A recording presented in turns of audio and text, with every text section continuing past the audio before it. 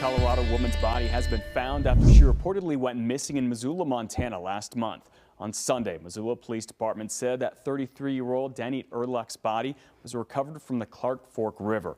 Police say that Ehrlich and her dog, Bamba, were reported missing back on February 22nd after they were last seen the day before at a dog park nearly a mile away from where her body was found. Police say the pair likely drowned, however, the dog has not been found.